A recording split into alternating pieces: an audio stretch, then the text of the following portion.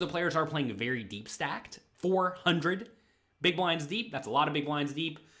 I think it's probably fine to call here. If this was a 1-2-0 limit game and it folds around to the player on the button and they're kind of weak and kind of passive, and they raise to 5 big blinds, it could actually just be a fold immediately. Hello everyone, I'm Jonathan Little for PokerCoaching.com, and today we have a hand from High Stakes Poker. This show has been amazingly fun, amazingly exciting, and if you're not watching it, make sure you check it out at PokerGo.com. They also have new episodes of Poker After Dark, many of which feature me giving strategy segments about interesting hands in Poker After Dark. So if you like this video, then you will like Poker After Dark as well. Check that out at PokerGo. Also, if you like these videos, it probably isn't your first time here. If it is, welcome. But if you like these videos, do me a quick favor. Click the like button and subscribe button below. That'll go a long way to helping the YouTube robots know that you like this. And if you want to be notified of when we have a new video, click the notification bell as well. So let's take a look at this hand featuring Michael Schwimer on the button, who raises it up to $4,000, playing 400, 800. Michael Schwimer is a former professional Major League Baseball pitcher from the Phillies. I do not know much about his poker game or poker skills. He does seem to be pretty loose, pretty active, pretty aggressive. Okay. Genre Bear Blonde folds in the small blind, and it's around to Bryn Kenney in the big blind. You probably know Bryn Kenney, but if you do not, he is the #1 biggest winner all time in poker tournaments. He has the most cashes of anyone, $56 million. For comparison, I only have about 7. He is, well, what? I can't even count that high. 8 times as many live tournament earnings as me. He's an absolute crusher. With Queen 10 offsuit, this is actually a pretty nasty spot already against a pretty big button raise. I believe there was an ante in play. Let's see if we enter that. Yeah, so there is an ante in play. So this somewhat big raise is not like egregiously big. Also, the players are playing very deep stacked, 400 big blinds deep. That's a lot of big blinds deep. I think it's probably fine to call here. If this was a 1-2-0 limit game and it folds around to the player on the button and they're kind of weak and kind of passive, and they raise to 5 big blinds, it could actually just be a fold immediately. That said, Michael's playing some pots. He's clearly active, and there's an ante in play. I definitely like calling in this scenario from Bryn Kenney. You could even 3-bet if you wanted. You could re-raise to 16,000. That certainly applies a lot of aggression onto Michael and may make him fold out a lot of hands immediately, especially if he's a little bit too loose. But Bryn does elect to call.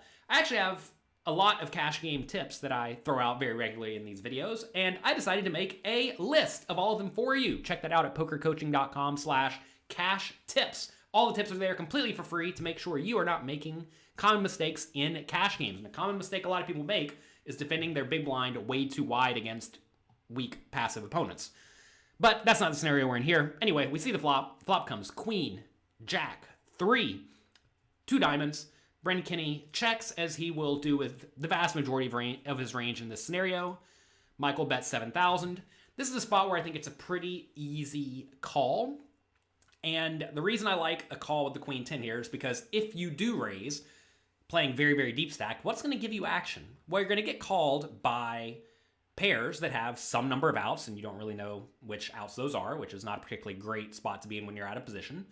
You're going to get called by better hands, right? Like ace, queen, king, queen, queen, jack, sets, etc. And those scenarios you're drawing pretty close to dead. And you're going to get called by premium and marginal draws, depending on exactly how bad the draws are. And in that scenario, again, you don't really know how many outs you have to worry about, and you don't know which outs you have to worry about. So this is already going to turn into a pretty dicey scenario for Bryn if he faces additional aggression on the turn in the river. But top pair is not a hand you were looking to fold against a generally loose, aggressive opponent. So pretty easy call in this scenario. In this spot, by the way, you want to be raising with just your best hands, your best draws, and your junky draws. You don't really want to be raising with medium strength hands that are kind of strong, like top pair, bad kicker, because that usually results in your opponent playing pretty well.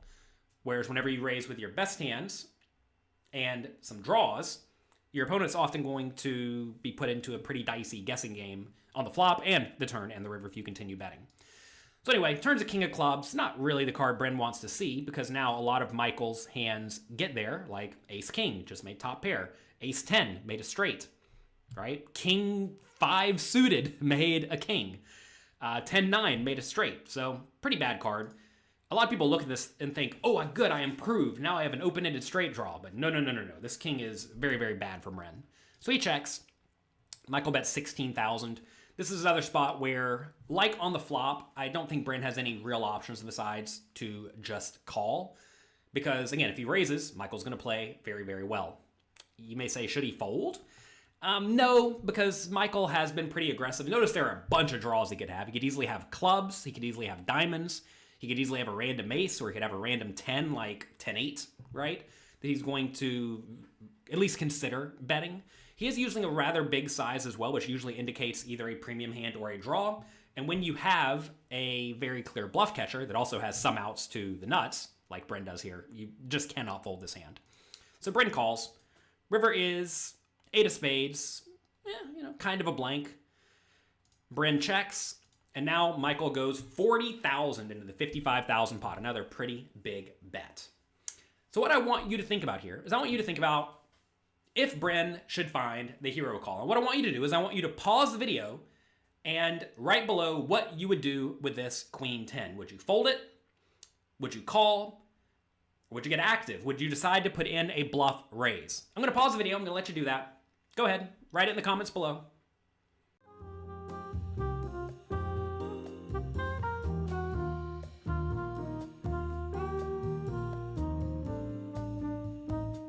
Okay, did you do it?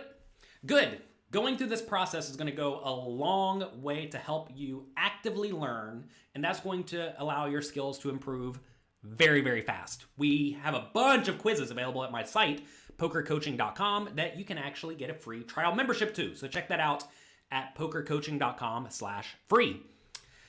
Okay, in this scenario, Bryn has a bluff catcher. He does beat some hands that may decide to overvalue, not many, but he may randomly beat a hand like ace-jack that's betting poorly. Like I said, I don't know much about Michael's strategy. You have to presume a good player here is really betting very polarized, meaning he has either the best hands or bluffs. But if Michael is actually a recreational player, which I don't know actually his skill level at all, but if he is a little bit more recreational, he may be overvaluing, which is a good thing for Bryn's queen 10, because every once in a while he beats ace-jack or queen 9 or something like that, right? Anyway, assuming Michael is playing well, when you have a bluff catcher in the spot, you essentially want to block the nut hands, meaning you want to have a card or 2 cards in your hand that makes it harder for Michael to have the nuts or an effective nut hand. And you also do not want to have a card that blocks the bluffs. So what are nut hands in this scenario? Well, clearly ace 10 and 10-9 are very good nut hands, right? So you want to have a 10 in your hand so that it makes it harder for Michael to have ace 10 or 10-9. Also, this queen is pretty relevant too, because you block king queen, which is basically a nut hand, queen jack, which would probably play this way too, also pocket queens. So right off the bat, Bryn's blockers are very, very good in that they block some of the nuts that Michael could have. Also, very importantly, Bryn does not have any diamonds or clubs. If he had diamonds or clubs, like say he had the random 10 of diamonds in his hand, that card becomes a little bit more neutral, because even though you block some nut hands, you also block some potential obvious bluffing hands like 10-7 of diamonds, right? But here, he does not block any of the clubs or diamonds. So when you're looking at your bluff catchers here, you want to make sure that you ideally have either a 10 or a 9 in your hand, and you also ideally do not want to have any clubs or diamonds. And Bryn has essentially the perfect bluff catching hand. I don't think he needs to raise this hand. I think it could be okay if you think Michael's like well out of line. But in general, I think the queen 10 in this spot is a pretty easy call, because it has the perfect blockers and, blockers to the... It does not block the bluffs, right? So I think this is actually a pretty easy call for Bryn, and he does make the call. Hopefully you made the call too. Well, I say hopefully you made the call. Turns out Michael did have the 10-9. Sometimes they're going to have the nuts even when you do block the nuts, but when you do have the blockers, you're going to find that your opponents in general, assuming they are playing well and they are capable of bluffing, which I have to assume Michael is, because like I said, throughout these episodes of high stakes poker, he was being pretty splashy. If he is capable of bluffing, the fact that you have these perfect blocker cards in your hand is going to make it more likely for Michael to be bluffing in general, because there's proportionally more combinations of bluffs in his range than normal. So I like the way Bryn Kenney played this hand. What about Michael? How did he play this hand? He bet the flop with the open into straight draw, certainly fine. Kept betting the turn, kind of big with the nuts, well, effective nuts, perfectly fine. And he put in another big river bet. So I think both these players played this hand very well. This may look like a kind of standard hand to some people who just always call the river, but I bet there's a lot of people out there who just automatically fold the river when their opponent bets the flop and the turn and the river. And that could be a fine strategy against weak type players. But like I said, as you move up and play against better and better opponents, they are going to be capable of bluffing. And you may find that at the medium and high stakes, a lot of the more recreational players actually overbluff. They love putting their opponents in bad spots and outplaying them by making them fold. Again, I'm not sure that's what Michael's doing, but you will find that as you move up, a lot of the players who are more recreational actually like to get in there and battle. That's what they enjoy. They don't like being weak and tight and passive. They like to fight. That's why they play poker. So anyway, that's going to be it for today. Hope you enjoyed this video. If you did, click like below. I would appreciate it. Have a great week, and I will talk to you next time. Thanks for watching. Thanks for taking the time to watch this video. I hope you enjoyed it. If you want more strategy lessons, pre-flop charts, and interactive quizzes, make sure you get your free membership to pokercoaching.com right now at pokercoaching.com/free. I'll talk to you next time.